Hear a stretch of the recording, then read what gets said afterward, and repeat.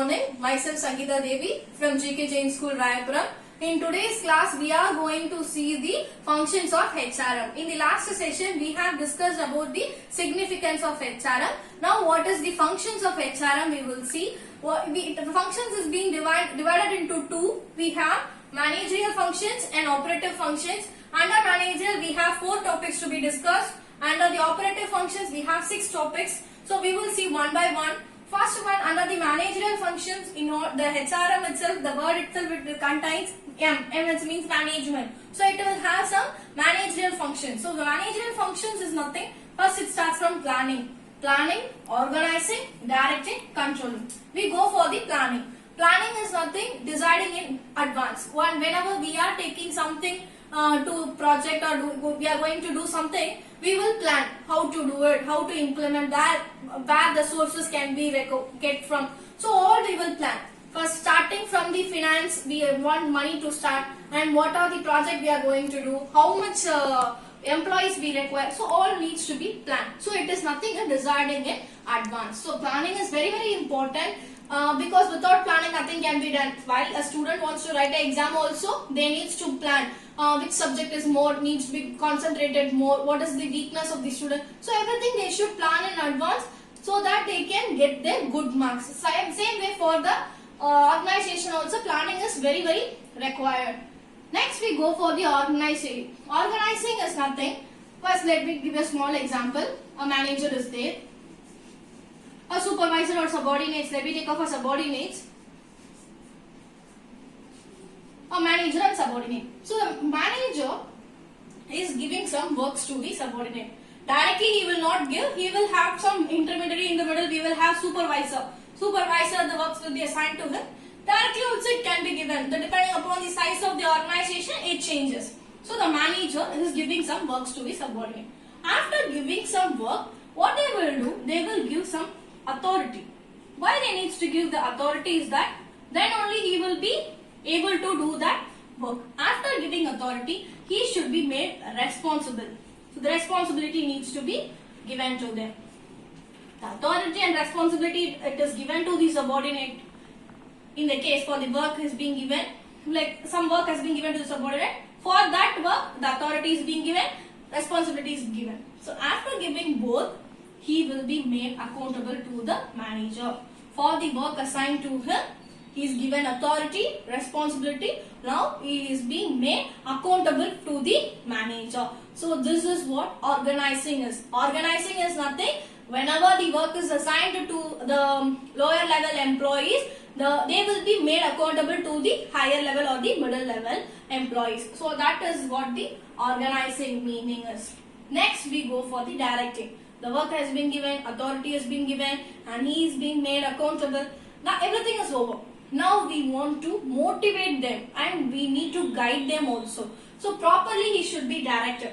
We know that as a manager has the middle level, in the middle level of a structure, organization structure, the manager will be there or some personnel will be there.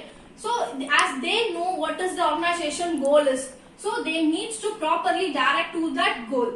So they should be properly directed. If you have plenty of managers, like it is a big organization, we have 4 to 5 managers. Each manager is giving some different work to the subordinate, automatically they will get confusion. So if they should be given accountable to one manager. We in the principles of management itself, I have told you unity of command. Nothing is that he should be accountable to one boss or he should work under one boss only. So that only it will not confuse them. What is their organizational goals will be given to them, will be easily conveyed and no confusion will be there. So he can automatically be directed to that organizational goal.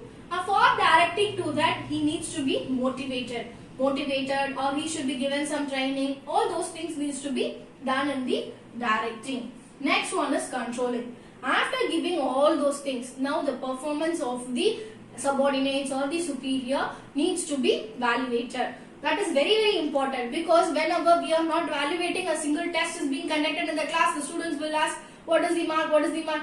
Definitely for the work environment also, the performance of each individual needs to be evaluated. That needs to be compared with the standard one. That is very, very important. Standard 1 is nothing. We will fix up something that it is the this level every like example we take off 150 units. Small example, 150 units needs to be completed per day. Many employees has completed. 1 or 2 employees he has not been completed. We can tell to them we have fixed it this much and many are able to complete. Why you cannot complete? We can raise the question also. So that in such a way we can control the other employees. So that is the way controlling is being. The actual performance is being compared with the standard performance of the subordinates so that it can motivate them or boost up them and to give their best in the other days. That is what the controlling meaning is. So we have discussed the managerial functions. One is planning, organizing, directing, controlling. Now operative functions. Operative functions we have 6 categories. First one is procurement. I have told you in the beginning of this the fundamentals of HRM itself. We need to know the definition of HRM. We will discuss at the end of your session. I have told because many terms has been used. Now all the terms we are going to read. With this only the definition is being given by the Flippo. Flippo has included all those different terms. So what the term meaning we should know, then only we can understand the definition.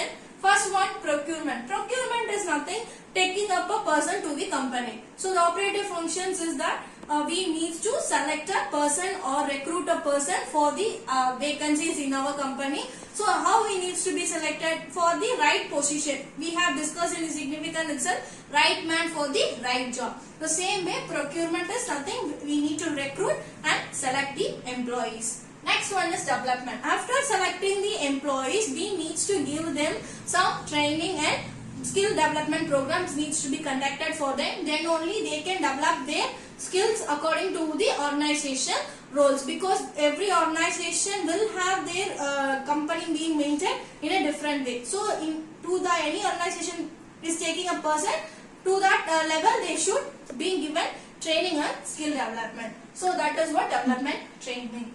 Next is compensation. Compensation is that after recruiting, after giving training, we needs to give them some rewards. Rewards in the meaning, they needs to pay them wages, salaries and extra.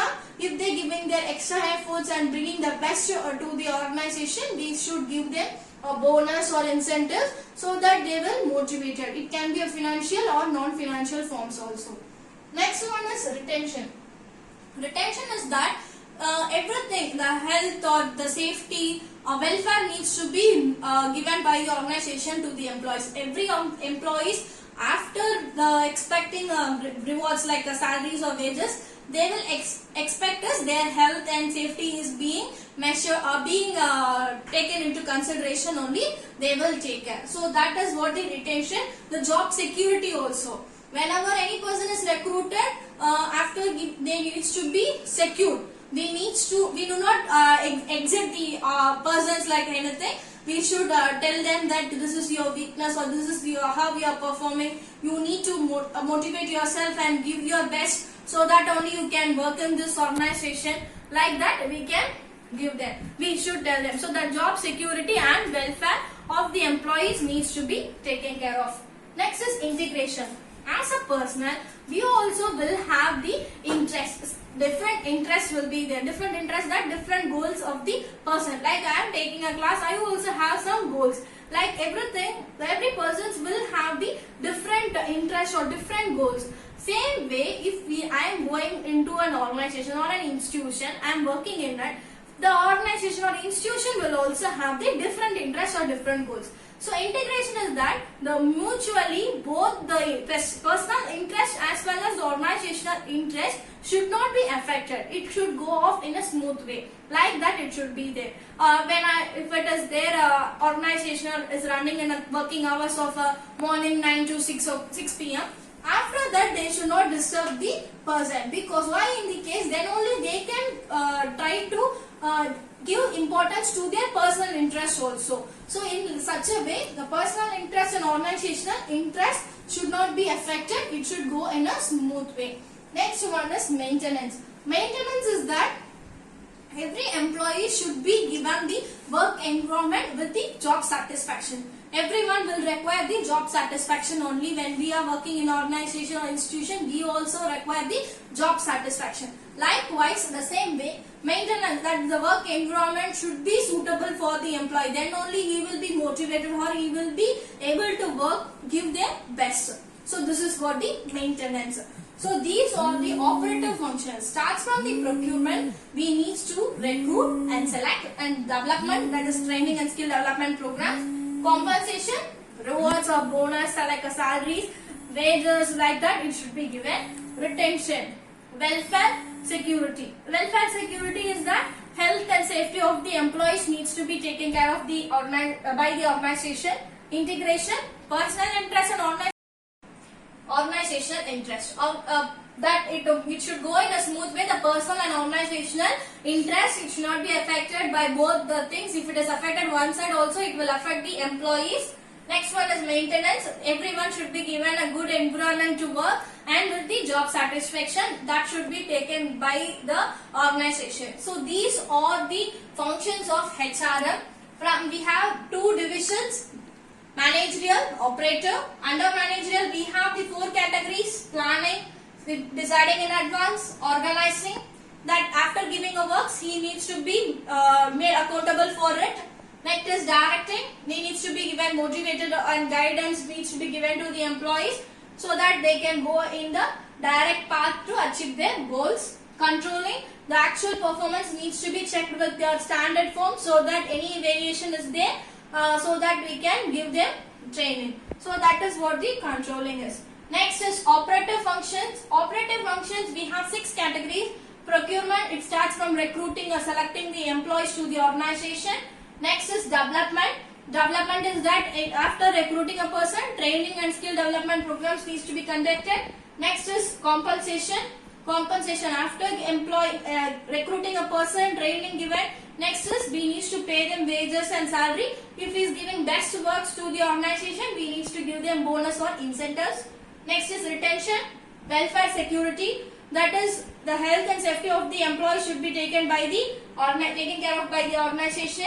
Integration, personal and organizational interest should not be affected by any way. If it is affected, definitely it will affect the organization. Maintenance, job satisfaction, it should be there. When they have the good environment, automatically job satisfaction will be there. So these are the functions of HRM.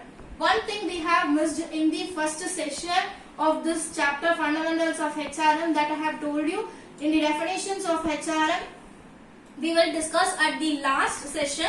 Now I will tell you why we have stopped. I have tell you the reasons also, because we have different terms being used by the FLIPO. We need to know the different meaning, then only we can understand the definition. So what is all the FLIPO has told us? The human resource management may be defined as the procurement, development, compensation, retention, integration, maintenance by the managerial functions: planning, organizing, directing, controlling. So this is what the definition is being given by the FLIPO. So that is why I have stopped. So now you know what is the meaning of each topic. So now you can understand the definition of HRM being given by FLIPO. It is very, very important. You can expect this question in your 2 marks in your exams also. What are the definitions of HRM? So that by that the fundamentals of HRM comes to an end. So this is the last part where we have discussed the functions of HRM. So it's from the beginning we have seen what is HR, human resource, characteristics we have discussed, significance, and then we move on to HRM where the meaning and features and the characteristics or the significance of the HRM we have seen. Next one is the functions of HRM. By the last we have seen the definition given by FLIPO also. Thanks for watching.